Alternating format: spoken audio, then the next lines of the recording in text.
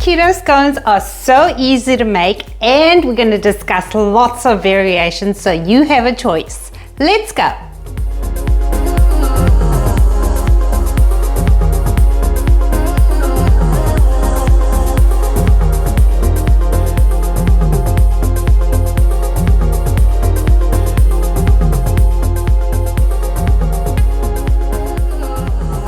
By easy, I mean you just throw everything into a bowl and you mix it just once. We're going to be doing a few things in this video. First, we're going to prepare it the American way, where you make a disc and you cut it into triangles like this one. This particular one is made with almond flour and it's just a plain scone. This one is made with lupin flour. There's a dairy-free option, and the flavor here is raspberry and white chocolate, just so you can add your own flair to it. The nutritional information and your shopping list is listed in the description box. Let's get into the recipe now.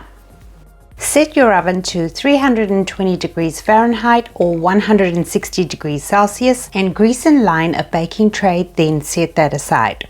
We are going to make plain scones with almond flour first. In the bowl is 1 cup of almond flour. To that, add 1 tablespoon of oat fiber, 1/4 cup of sweetener, and I used monk fruit. Next is 2 teaspoons of baking powder, 1/4 teaspoon of salt, and now for the wheat. Add 2 tablespoons of soft butter or oil. I'm using coconut oil to make it dairy-free, and then add 1 egg white. Do save the egg yolk as we will use it for an egg wash later. And lastly, add 1 teaspoon of vanilla extract. Mix that all together until it's fully combined.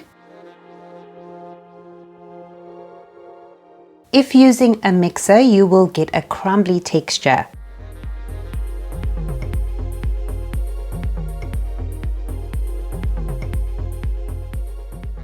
Pour all of the dough onto the lined baking pan and form a disc that is about 1 inch in thickness.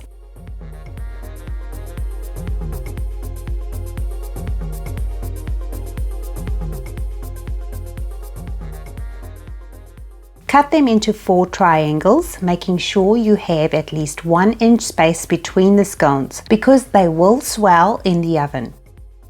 Generously apply the egg wash on top and the sides. Then cover with foil, creating a tenting effect so the foil doesn't stick to the scones. I was quite awkward for some reason, but I did get the foil to curve the way I wanted. And then you want to bake it for about 20 minutes.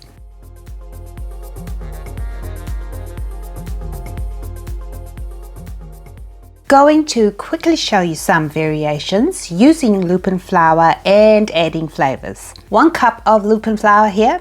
I'm just going to melt 2 tablespoons of sugar-free white chocolate with a 1/2 teaspoon of coconut oil by microwaving it for 30 seconds because for the lupin scones we are making raspberry white chocolate.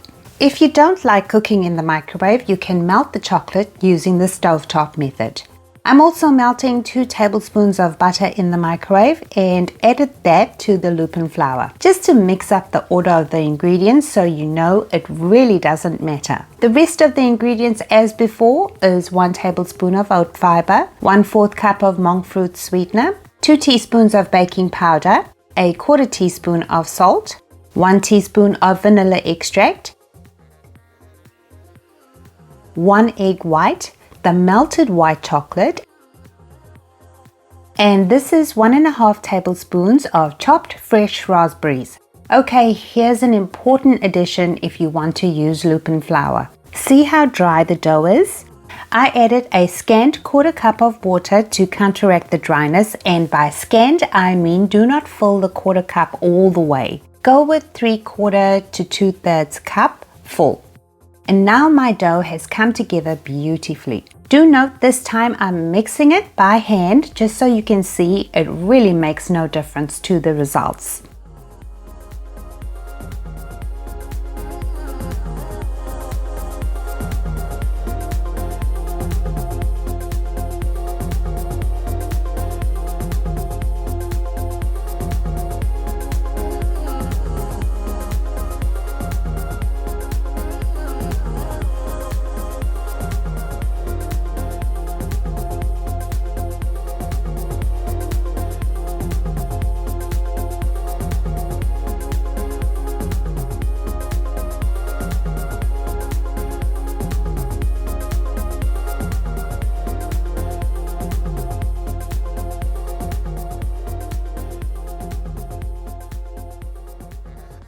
Blend the dough together and shape it to about 1 inch thickness. And this time I'm using cookie cutters to create the scone shape.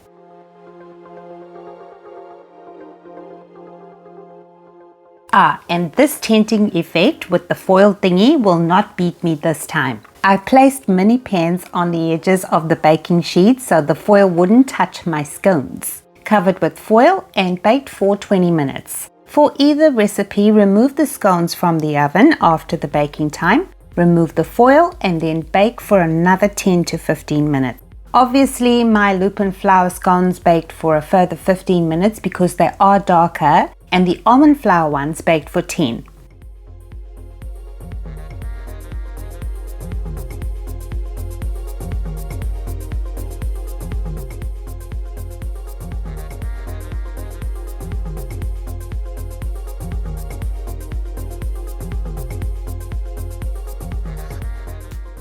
Let's take a look at the texture and inside.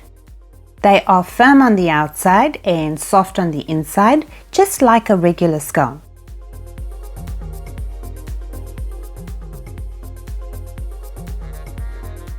I love mine with whipped cream, so I filled the middle with the cream.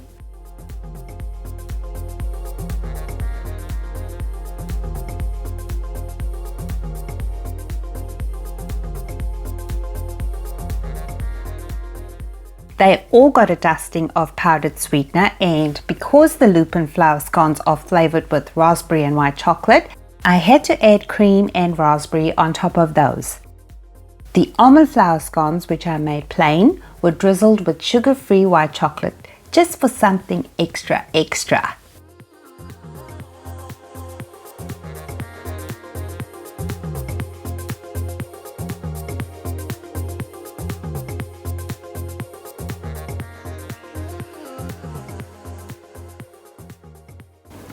Whew, that was delicious. I hope you get to try it, and do let me know the variations that might be your favorite. I just love the addition, but you know what? Even if you make the plain ones, they are just beautiful. They're a little bit crusty on the top, but soft and crumbly on the inside. Thank you so much for watching. Stay safe and be well.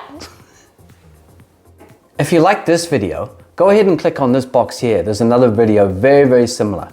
And if you're not subscribed, click this box. What are you waiting for?